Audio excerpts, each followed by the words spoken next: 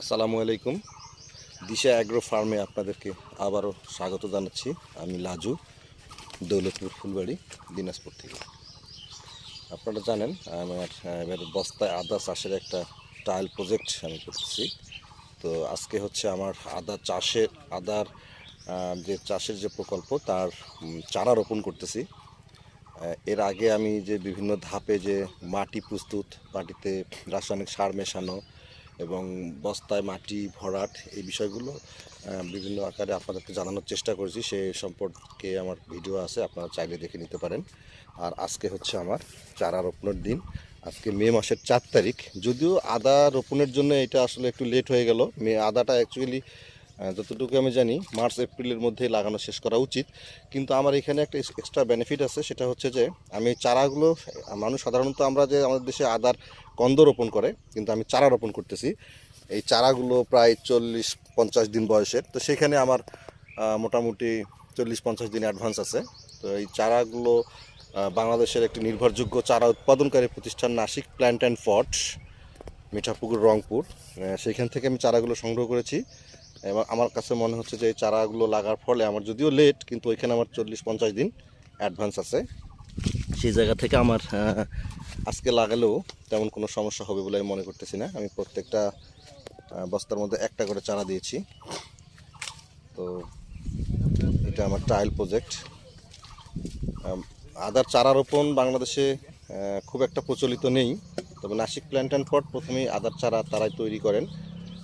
এবং সেখান থেকে আমি উদ্ভিদ নাসিক প্ল্যান্ট অ্যান্ড পটের নির্বাহী পরিচালক শাহিন ভাইয়ের সঙ্গে কথা বলার পরে তিনি বলেছিলেন যে এই চারা রোপণ করা ভালো। এবং আমিও যতটুকু মনে করলাম যে আদার এই চারা রোপণ করলে আমি 40-50 দিন এমনিতেই একটা বাড়তি সময় পাচ্ছি। দ্বিতীয় কথা হচ্ছে যে চারাগুলোতে বিশেষ করে রাইজম রড, যেটা কন্দ পচা রোগের প্রভাবটাও, প্রাদুর্ভাবটাও চান্সেস কম থাকে হওয়ার, সেক্ষেত্রে সেটা একটা ভালো সাপোর্ট দেবে। আর এই যে চারা রোপণ হচ্ছে এইভাবে, এই চারাগুলো একটা কাপের মধ্যে আছে। দেখি একটা চারা, দেখি ইমরান। এই যে এই চারাগুলো নাসিক প্ল্যান্ট অ্যান্ড পট থেকে এইভাবে আমাকে সরবরাহ করা হয়েছে। এই চারাগুলো এই পটের মধ্যে, এই যে আমাদের ইমরান আজকে আসলে আমার সঙ্গে আছে ইমরান, আর রীতিমতো বাবু কাকা তো আছেই। বাবু কাকা আমার এই পুরো প্রকল্পের যত আমার কৃষি সহকর্মী ভাইরা আছে তাদের টিম লিডার হিসেবে কাজ করে বাবু কাকা। আরিফুরও সবসময় থাকে, এই যে আরিফুর। আর এদিকে সেদিন যেটা বলছিলাম যে ইমরান, ভাস্তা ইমরান।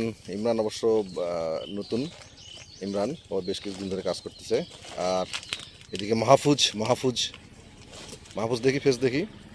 অ্যাকচুয়ালি এদেরকে প্রত্যেকটা ভিডিওতে পরিচয় করে দেওয়ার পিছনে আমার একটা রিজন আছে। সেটা হচ্ছে যে প্রকল্প বা প্রজেক্ট বা কৃষি বা শ্রম ফ্যাক্টরি যাই করি না কেন, আমাদের কিন্তু মূল চালিকা শক্তি হচ্ছে এরাই।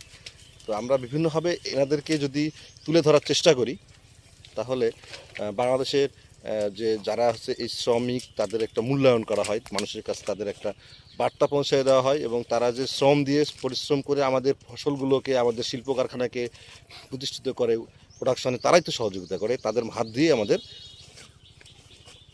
যে কোনো প্রতিষ্ঠান গড়ে ওঠে। তো তাদেরকে পরিচয় করে দিই আমি প্রতিটা পর্বে আমার।